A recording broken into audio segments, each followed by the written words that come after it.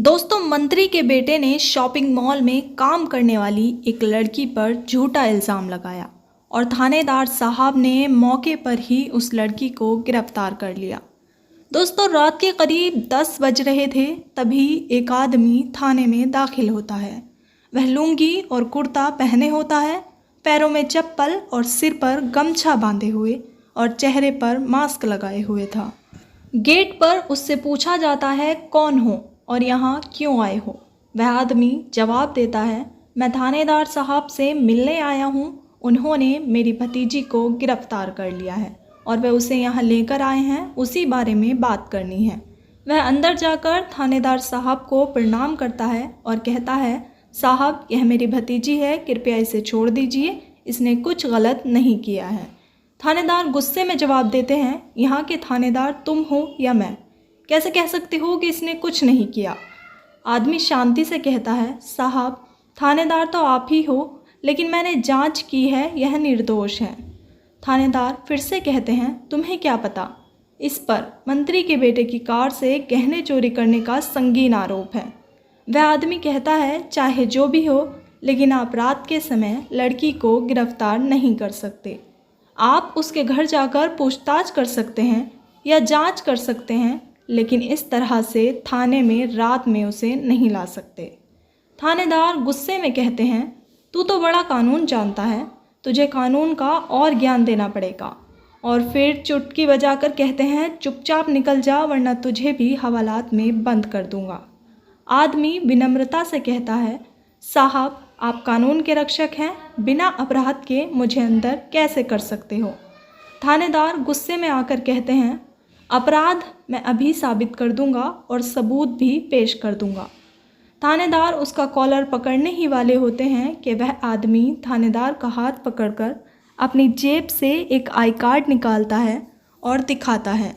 I card देखते ही थानेदार के होश उड़ जाते हैं।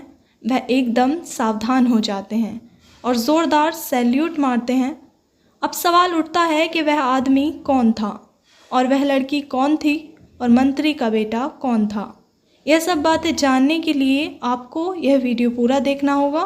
दोस्तों, कहानी शुरू करने से पहले आप लोगों से विनम्रता से निवेदन है कि आप वीडियो को एक लाइक कर दीजिए और हमारे YouTube चैनल को भी सब्सक्राइब कर लीजिए। तो दोस्तों, कहानी शुरू होती है। तो कहानी है उत्तर प्रदेश के शहर लखनऊ की। लखनऊ के हजरतगंज इलाके में रेड कारपेट शॉपिंग मॉल स्थित है। वहाँ एक लड़की जिसका नाम पूजा है, गाड़ियों की पार्किंग का काम देखती थी। उसका काम था गाड़ियों को सही तरीके से पार्क करवाना और VIP मेहमानों के लिए विशेष जगह रिजर्व रखना। पूजा का परिवार बहुत गरीब था। उसके पिता सुरेश सिंह और भाई आकाश दोनों ही लखनऊ रेलवे स्टेशन पर फलों का ठेला लगाते थे और फल बेचकर घर का खर्च चलाते थे। यह कहानी 29 अगस्त की शाम की है। शाम के वक्त एक पूर्व मंत्री का बेटा, जिसे लोग अक्सर समीर के नाम से जानते थे, रेड कारपेट शॉपिंग मॉल में शॉपिंग करने के लिए आता है। समीर नशे में धुत था और उसने अपनी गाड़ी को गलत तरीके से पार्क कर दिया। पूजा, जो मॉल की पार्किंग इंचार्ज थी, उसे कहती है, सर, कृपया गाड़ी सही जगह पर पार्क कर दीजिए, यहाँ और भी गाड़ियाँ आती हैं, उन्हें दिक्कत होगी। समीर को यह बात बिल्कुल पसंद नहीं आई। नशे में चूर होने की वजह से उसने गुस्से में पूजा से कहा, तू मुझे पार्किंग करने का तरीका सिखाएगी? मैं जहाँ चाहूँ गाड़ी खड़ी करूँगा, तू कौन होती है मुझे रोकने वाली? पूजा ने फिर से शांति से कहा, सर, यह मेरी जिम्मेदारी है कि पार्किंग सही से हो और मैं आपसे सिर्फ गाड़ी सही जगह पार्क करने की विनती कर रही हूँ। लेकिन समीर के गुस्से का पारा चढ़ चुका था। उसने पूजा को धमकाते हुए कहा, मैं मंत्री का बेटा हूँ, तुझे पता भी है कि तू किससे बात कर रही है। आज तेरी नौकरी गई समझ। वह गुस्से में बोलता है, तू मुझे पार्किंग करना सिखाएगी? मेरी मर्जी है, मैं जहाँ चाहूँ वहाँ गाड़ी खड़ी करूँगा। ज़्यादा बकवास की तो यहीं सबक सिखा दूँगा। पूजा शांत रहते हुए कहती है, सर, आप मेरे साथ ऐसा बर्ताव नहीं कर सकते।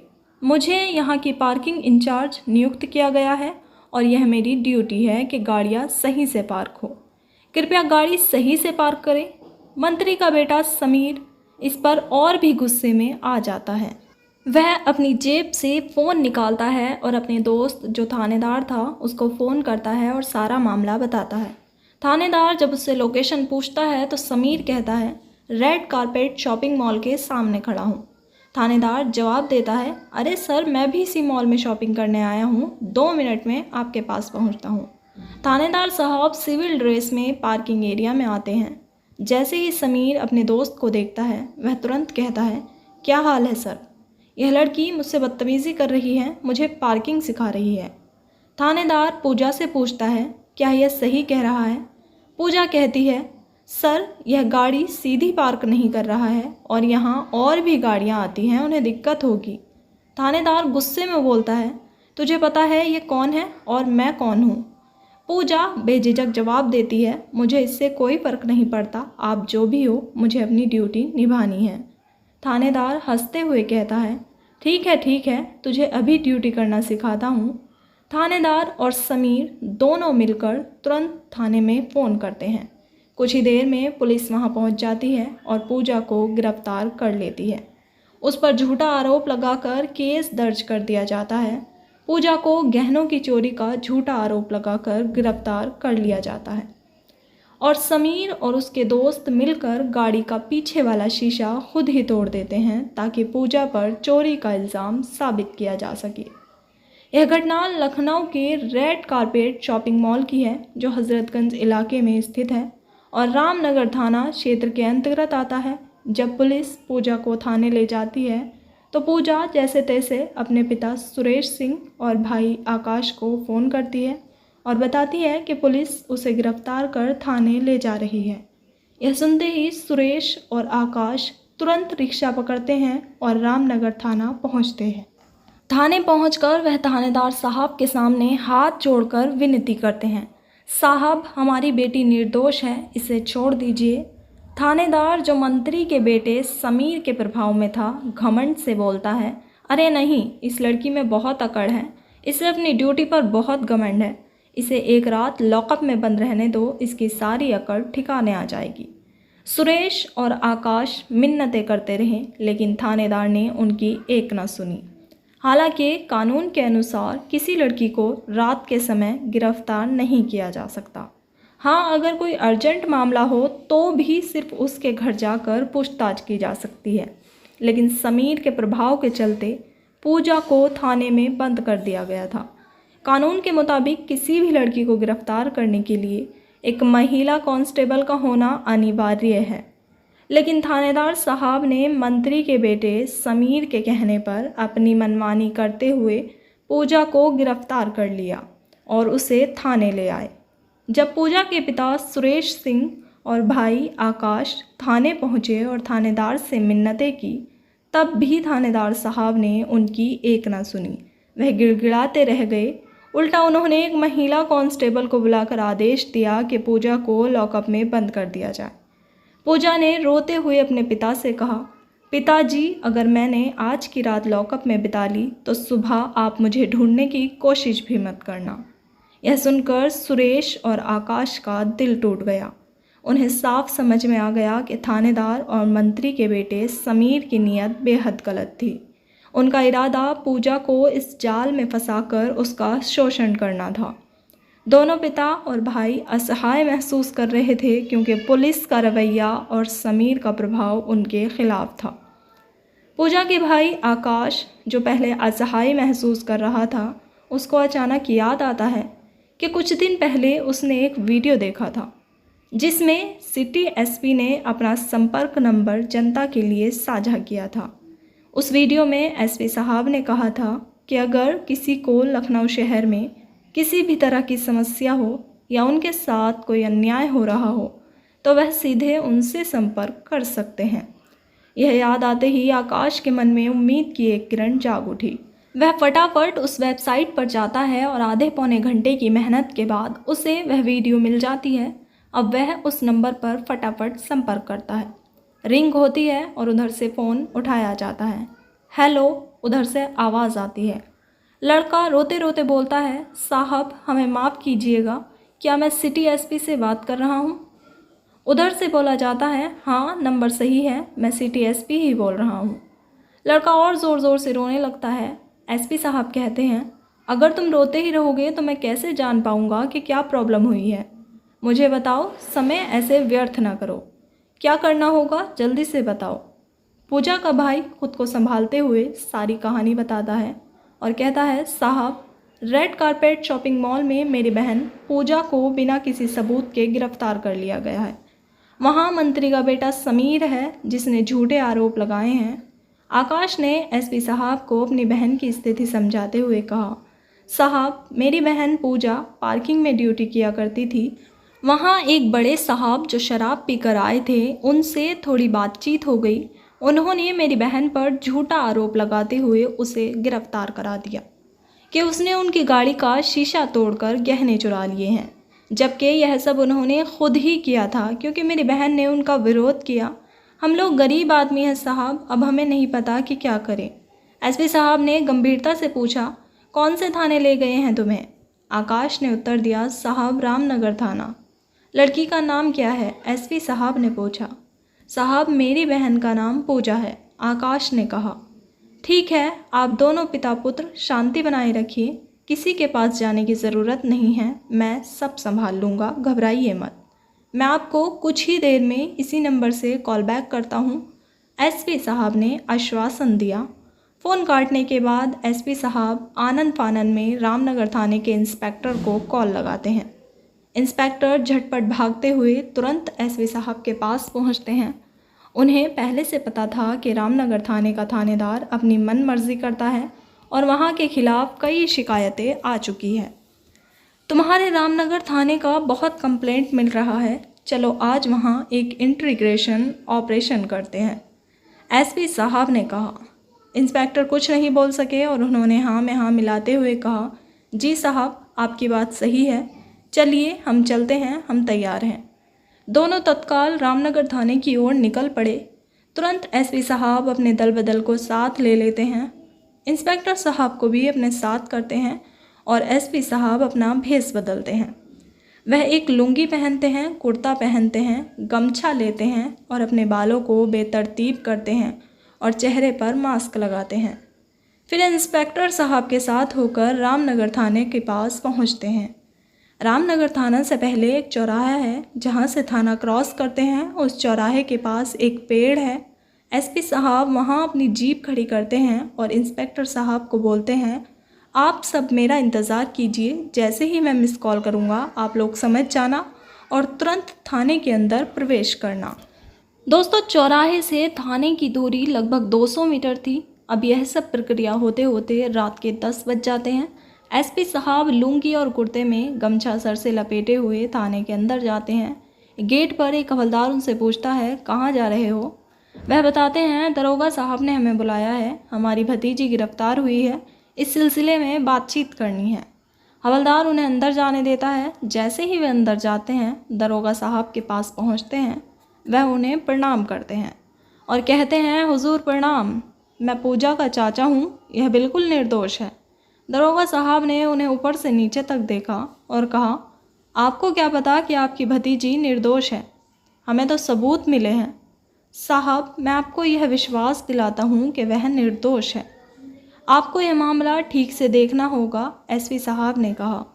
इसे उल्टा फंसाया गया है, इसे आप प्लीज़ छोड़ दीजिए। लुंगी वाला आदमी दरोगा साहब से गुहार करता है। दरोगा साहब उसे घूरते हुए कहते हैं, दरोगा तू है या मैं हूँ? तुझे कैसे पता कि यह निर्दोष है? तू क्या काम करता है? साहब, मैं ठेला लगाकर फलों को बेचता हूँ, मुझे पता है यह लड़की बहुत शरीफ है, यह कुछ भी चोरी नहीं कर सकती। वह जवाब देता है। दरोगा साहब तंज करते हुए कहते हैं, तूने फल बेचते बेचते कुछ ज़्यादा ही कानून पढ़ लिया है। मुझे लगता है अब तुझे सही से सबक सिखाना पड़ेगा। यहाँ से चुपचाप चला जा, यह बड़े बड़े लोगों के बीच की बात है। इसने जिस आदमी से पंगा लिया है वह बहुत बड़ा आदमी है, यहाँ के पूर्व मंत्री का बेटा। इसे हम नहीं छोड़ सकते, इसे तो अब लंबी जेल होगी। लुंगी वाला आदमी कहता है, साहब, लड़की को रात में आप लोग गिरफ्तार नहीं कर सकते थे। आपको जो कुछ भी पूछताछ करनी थी, तलाशी लेनी थी, आप इनके घर पर जा सकते थे या वहाँ घटना स्थल पर कर सकते थे। अब दरोगा साहब का गुस्सा भड़क जाता है। वह लुंगी वाले आदमी से कहते हैं, तूने कुछ ज़्यादा ही कानून पढ़ लिया है, बस तुझे 1-2 पार्ट और पढ़ाना पड़ेगा। 2 मिनट के अंदर यहाँ से भाग जा, नहीं तो तुझे भी इसके साथ अंदर बंद कर दूंगा, चोरी के जुर्म में। साहब, बगैर किसी जुर्म के आप मुझे निर्दोष को अंदर कैसे कर सकते हो? तुझे दोषी साबित करना तो मेरे बाएं हाथ का खेल है और तेरे लिए गवाह भी मैं पैदा कर दूंगा, दरोगा चुटकी बजाते हुए बोलता है। लुंगी वाला आदमी तमतमाते हुए कहता है, साहब आप ऐसा नहीं कर सकते हो, आप कानून के रक्षक हो, आप ऐसा कैसे कर सकते हो? इस पर दरोगा साहब का गुस्सा 7वें आसमान पर पहुंच जाता है और वह कहते हैं, तुझे मैं अभी कानून सिखाता हूँ। यह कहकर वह उसका कॉलर पकड़ लेते हैं और कहते हैं, मैं दिखाता हूँ तुझे मैं क्या कर सकता हूँ, और थप्पड़ मारने के लिए आगे बढ़ते हैं। लेकिन तभी लुंगी वाला आदमी दरोगा साहब का हाथ पकड़ लेता है और अपने कुर्ते की जेब से अपना आई कार्ड निकाल कर उसके सामने लहराने लगता है। आई कार्ड देखते ही दरोगा साहब के पैरों तले ज़मीन खिसक जाती है। वह खड़ा का खड़ा रह जाता है और एक ज़ोरदार सैल्यूट मारता है। इस बीच एसपी साहब अपना फ़ोन निकालते हैं और अपने स्टाफ को एक मिस कॉल करते हैं। 2 मिनट के अंदर ही इंस्पेक्टर अपने दल बदल के साथ दौड़ता हुआ थाने के अंदर प्रवेश कर जाता है और वहां पहुंचकर एसपी साहब को ज़ोरदार सैल्यूट मारता है। इस नज़ारे को देखकर थाने में मौजूद सभी स्टाफ हैरान रह जाते हैं। वह लड़की भी हक्की बक्की रह जाती है कि आखिर यह बंदा कौन है। इंस्पेक्टर साहब बोलते हैं, यह हमारे सिटी एसपी साहब हैं। दरोगा तो पहले ही जान चुका था क्योंकि वह आई कार्ड देख चुका था। बाकी स्टाफ जैसे ही सिटी एसपी साहब का नाम सुनते हैं उनके पसीने छूटने लगते हैं और जैसे के तैसे खड़े हो जाते हैं। अब एसपी साहब वहाँ कुर्सी पर बैठ जाते हैं और थानेदार को सामने खड़ा किया जाता है। अब उल्टा सीन हो गया था दोस्तों। पहले थानेदार कुर्सी पर बैठा हुआ था और एसपी साहब खड़े हुए थे, लेकिन अब एसपी साहब कुर्सी पर बैठे थे और थानेदार सामने खड़ा था। अब एसपी साहब उस थानेदार से पूछते हैं, हाँ भाई, इस लड़की का क्या नाम है? थानेदार बोलता है, साहब इस लड़की का नाम पूजा है। एसपी साहब पूछते हैं, इनके खिलाफ़ क्या और कैसे कंप्लेंट है? थानेदार जवाब देता है, साहब इनके खिलाफ़ चोरी की कंप्लेंट है, इन्होंने गाड़ी का शीशा तोड़कर कीमती गहने चुराए हैं। एसपी साहब बोलते हैं, तुमने इनकी तलाशी ली, इनके पास कुछ मिला क्या? दरोगा साहब कहते हैं, नहीं साहब कुछ भी नहीं मिला। एसपी साहब कहते हैं, ठीक है, एफआईआर का रजिस्टर मुझे लाकर दिखाओ। अब थानेदार साहब हड़बड़ाते हैं। एफआईआर का रजिस्टर जैसे ही मुंशी लाकर दिखाता है, एसपी साहब रजिस्टर के पन्ने पलट कर देखते हैं। उन्हें वहाँ किसी भी तरह की एफआईआर दर्ज नहीं मिलती। अब एसपी साहब गुस्सा हो जाते हैं। वे कहते हैं, तुमने अभी तक इनका एफआईआर दर्ज नहीं किया है, किस बिना पर तुम इनको गिरफ्तार किए हो? दरोगा साहब एकदम से घबरा उठते हैं और कहते हैं, साहब एक आदमी का फ़ोन आया था, उसने इनके खिलाफ़ कंप्लेंट किया था। एसपी साहब पूछते हैं, कौन था वो आदमी? दरोगा साहब ने जवाब दिया, साहब पूर्व मंत्री का बेटा था। अब एसपी साहब बोलते हैं, क्या उसने लिखित में तुम्हें कुछ बताया था, तुम्हें कुछ दिया था?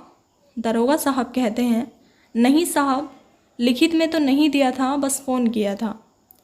एसपी साहब पूछते हैं, तुम्हारी नौकरी कितनी हो गई है?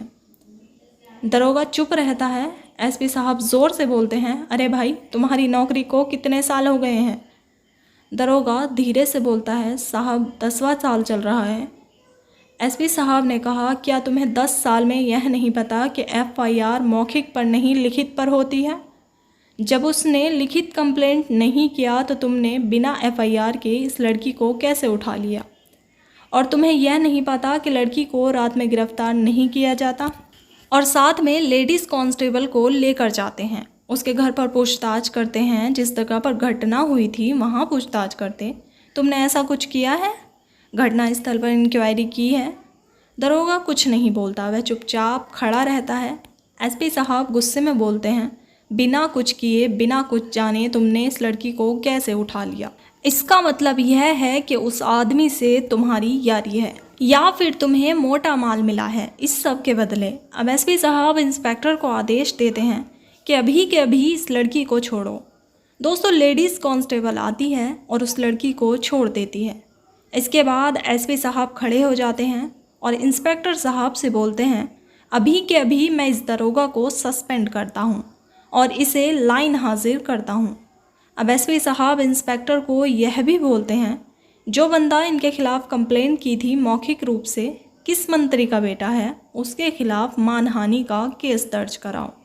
अब दोस्तों एसपी साहब फ़ोन करके लड़की के पिता सुरेश कुमार और उसके भाई आकाश कुमार को बुला लेते हैं और उनसे बोलते हैं, तुम लोगों को मंत्री के बेटे के खिलाफ मानहानि का केस दर्ज कराना है। लड़की का पिता और भाई दोनों मिलकर कहते हैं, साहब हमारी समाज में बहुत बेइज्जती हुई है, हमारी लड़की की बेइज्जती हुई है। पहले तो सुरेश कुमार और आकाश कुमार घबरा जाते हैं और बोलते हैं, हुजूर हम इस केस मुकदमे के चक्कर में कहाँ उलझते रहेंगे, हम गरीब आदमी हैं, रहने दीजिए। जब एसपी साहब उन्हें डांटते हैं और कहते हैं, जब मैं ख़ुद तुमसे बोल रहा हूँ मानहानि का केस दर्ज करो, फिर दोनों बाप बेटे सोच विचार करके मानहानि का केस दायर कर देते हैं। इस मामले में दोस्तों मंत्री साहब के बेटे को गिरफ्तार कर लिया जाता है और उसे बहुत अच्छे से सीख दी जाती है। तो दोस्तों यह थी आज की कहानी। आपको कैसी लगी? एसपी साहब के बारे में आपकी क्या राय है, हमें कमेंट करके ज़रूर बताएं। और ऐसी ही इंटरेस्टिंग कहानियाँ सुनने के लिए हमारे यूट्यूब चैनल को सब्सक्राइब कर लीजिए और वीडियो को भी एक लाइक कर दीजिए। मिलते हैं फिर से एक नई और इंटरेस्टिंग कहानी के साथ। तब तक के लिए धन्यवाद। जय हिंद, जय भारत।